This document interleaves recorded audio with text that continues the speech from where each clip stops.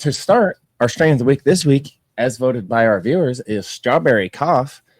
This is a personal memory of mine. One of the first strains that I had when I came back to smoking after a long 10-year hiatus, and it definitely lives up to its name. It made me cough for sure.